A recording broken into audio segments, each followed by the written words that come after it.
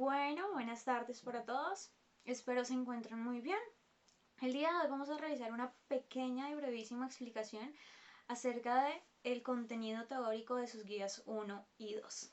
Bueno, entonces para empezar vamos a hablar acerca de qué es el signo lingüístico. Recordemos que el lenguaje dentro de la semiótica comprende que nosotros tenemos tres tipos de representaciones básicas, ¿sí?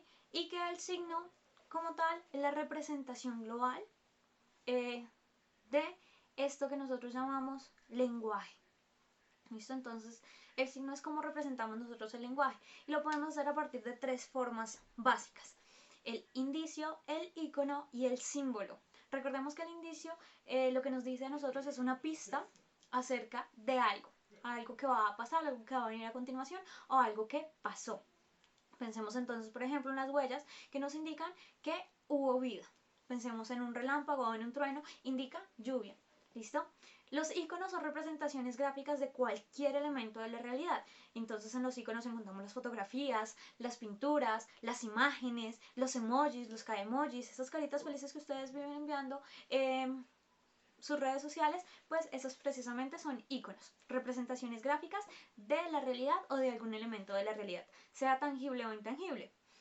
Y finalmente tenemos el símbolo, que es una convención social. ¿Cómo así convención social? Que es algo que se decide porque todos decidimos qué significará algo.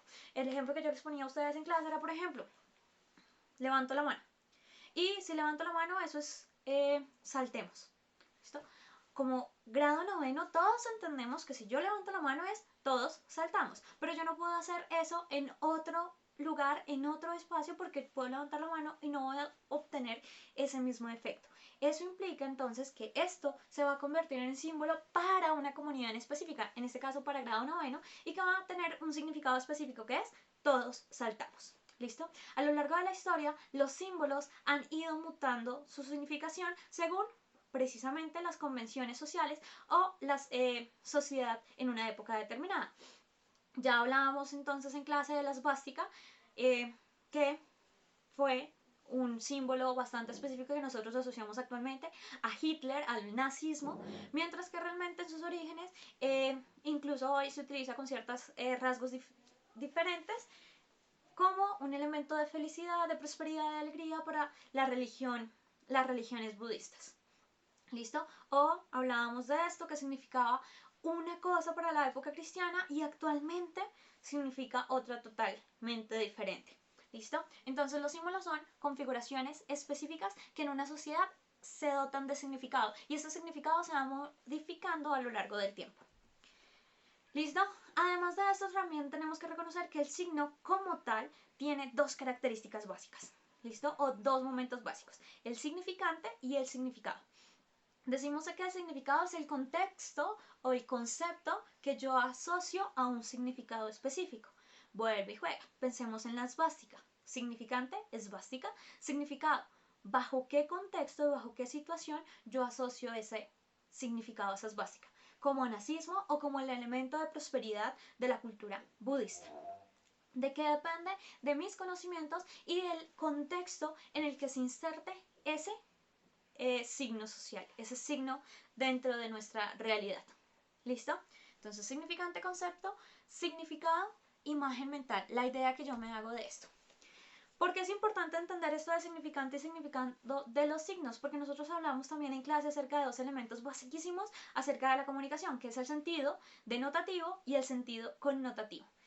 El sentido denotativo es lo que yo digo, sin segundas interpretaciones, es lo que está de forma literal, de forma explícita. ¿Listo? Y el sentido connotativo es lo que yo quiero decir, ¿sí? El mensaje entre líneas, lo que yo encuentro por ahí. ¿Listo? Mi interpretación. Entonces yo puedo decir, por ejemplo, tengo muchas culebras, y si yo lo entiendo denotativamente hablando, ¿qué quiero decir? Entonces puedo pensar que tengo muchas víboras como mascotas, qué sé yo. Pero si yo lo pienso con un sentido connotativo, lo que quiero decir, puedo entender, por ejemplo, que tengo muchas deudas. Entendido culebra como una deuda en nuestro contexto actual. Recordemos que este sentido de connotación y denotación depende precisamente del contexto en el que esté inmersa la comunicación, en el que se dé la comunicación. ¿Listo? Y justamente, ¿qué es esto del contexto? El contexto es el lugar, el momento específico, la coyuntura específica que rige el acto comunicativo. Puede regirlo a partir de diferentes elementos. Elementos sociopolíticos, socioculturales, elementos religiosos y elementos evolutivos. ¿Listo? Entonces, según yo, y elementos geográficos, según el lugar donde me encuentre, según mi religión, según mi cultura, según mi política, yo puedo entender una idea bajo un contexto específico o puedo entenderla bajo otro contexto específico. Entonces el contexto es lo que me va a permitir a mí interpretar de una u otra forma las cosas. Por ejemplo, pensemos, si yo le digo a alguien acá en Colombia, quiero una frutilla, pues puede que no me entienda que yo lo que le estoy queriendo decir es quiero una fresa. Pero si nos vamos a Argentina y decimos exactamente la misma frase, quiero una frutilla, para ellos va a ser de lo más normal del mundo por su contexto político, su contexto geográfico y cultural. Lo que me quiere decir es esta fruta. ¿Listo? Entonces ese es el contexto, la situación en la que se enmarca todo acto comunicativo, y es gracias al contexto con lo que yo logro interpretar tanto el sentido notativo como el sentido connotativo de las frases. Principalmente pues ese connotativo, ese que juega con el significado. ¿Listo? Entonces, teniendo en cuenta esto que acabamos de hablar acerca del contexto, pues también yo les contaba a ustedes que la historia en nuestra comunidad y en general se cuenta desde dos perspectivas, desde dos contextos.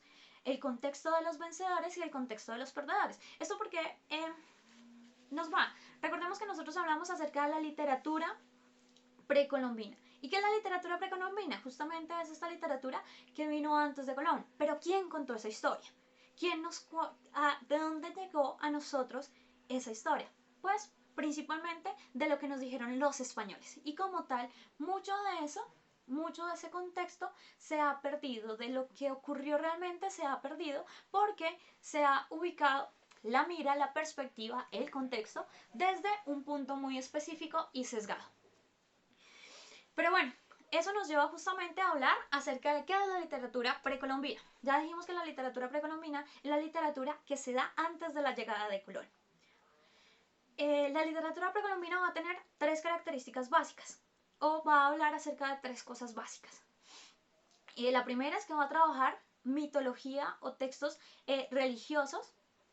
La segunda es que va a funcionar como un eje de memoria colectiva, que va a trabajar datos históricos y de su cultura, como sus héroes.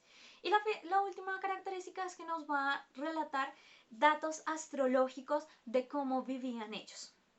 ¿Listo? Si hablamos, por ejemplo, entonces, si nos centramos en el campo de la literatura en cuanto a lo religioso, vamos a encontrar el mito del Popol Vuh. Si vamos a hablar en cuanto a su historia como memoria colectiva y de sus héroes, vamos a encontrar la obra de teatro del Ollantay, que creemos que es una obra que ha sido transmitida de generación en generación y que se vino a escribir hacia el 1500, a traspasar a papel.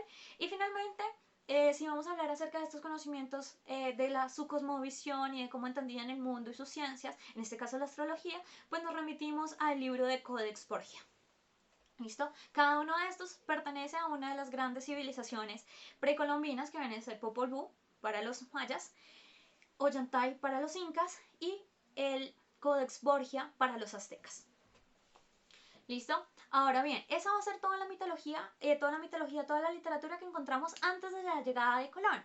Pero entonces nosotros también tenemos que hablar de esa literatura que se dio cuando llegó Colón. Y la literatura que se dio cuando llegó Colón se va a dar principalmente a partir de dos clases específicas de texto. La primera van a ser los diarios de viaje, como ocurrió con el libro Diario a bordo de Cristóbal Colón, con sus diarios del almirante, que son donde en forma de bitácoras él iba narrándonos paso a paso lo que ocurrió con la conquista de América, qué vio, cómo lo encontró. Obviamente también en clase vimos que esta conquista y esta narración fue modificada, fue tergiversada por hechos fantasiosos que quizás él agrandó para conseguir más recursos de la corona. Pero pues se va a dar principalmente entonces diarios de viaje. Y el segundo método que se va a dar la literatura precolombina, de la conquista de la colonia, va a ser a partir de la crónica. ¿Y qué es la crónica? La crónica va a ser una recopilación de hechos históricos de forma cronológica, de una forma muy sencilla, muy directa, y de forma descriptiva. Va a ser casi, imagínense ustedes lo que nosotros veríamos hoy en los periódicos, en las noticias de periódico. Entonces la crónica va a ser un predecesor de esos primeros envíos en periódicos, de esas primeras salidas en periódicos. Y lo que va a hacer es retomar cierta información y las va a organizar en forma cronológica, pasó esto, pero teniendo en cuenta no solo lo que ve el personaje, sino todos los otros datos contextuales. Por ejemplo, cómo eran los indígenas, cuál era su cultura, cómo vivían, qué se hacía, cuáles fueron sus reacciones, y no únicamente vi esto y me quedé ahí como se hacía en el diario de viaje. Lo que se intentaba era tener un registro veraz de lo que estaba ocurriendo. Entonces, en la crónica, entre las crónicas más relevantes o importantes, tenemos la Araucana, de la que ya hemos hablado, que nos narra de Alonso de Ercilla, que nos narra la conquista, la guerra de los araucanos esto fue, bueno, se me escapa ahora el nombre, pero la conquista de la guerra de los araucanos, en este paso tan importante, en un paso importante en Chile, y cómo los españoles intentaron conquistarla, pero al final no lograron hacer la conquista porque los araucanos fueron demasiado valerosos. Entonces este poema épico que nos narra en forma más o menos de crónica, es decir, en forma más o menos cronológica, cómo intentaron los españoles, cuándo llegaron, cómo se aplazaron, cuáles fueron las luchas y cómo fueron derrotados por los araucanos. Tenemos también, por ejemplo, la historia verdadera de la conquista de la Nueva España, de Bernal Díaz, que es otro texto donde nos cuenta cómo se dio la conquista, pero principalmente hacia el pueblo mexicano. Entonces también nuevamente en forma de datos cronológicos, cómo ocurre el proceso de conquista y cómo los españoles se enfrentan y empiezan a destruir un poco la historia del patrimonio de los indígenas. O podemos tener también las cartas de Bartolomé de las Casas, que ya sabemos que fue un protector de la cultura indígena, y él nos habla, por ejemplo, de la brevísima relación de la destrucción de las Indias, en donde habla en forma nuevamente de crónica, es decir, de datos cronológicos y relatándonos los hechos simplemente de la forma más objetiva que se pueda, de cómo fue la conquista española y cómo fue la destrucción de los indígenas. ¿Listo? Entonces más o menos estos van a ser los textos bases y claves de la literatura precolombina. Esas van a ser sus características importantes, pues ya en clase igual hablamos que la literatura precolombina del descubrimiento y conquista, pues la precolombina es antes de Colón, del descubrimiento es la que se hace durante el proceso de conquista, descubrimiento, y después pasamos a la literatura colonial, de la que todavía no hemos hablado, pero hablaremos más adelante. Bueno, eso es todo, espero más o menos les haya gustado un poco y les sea de ayuda. No siendo más, pues nos estaremos viendo. Cuídense.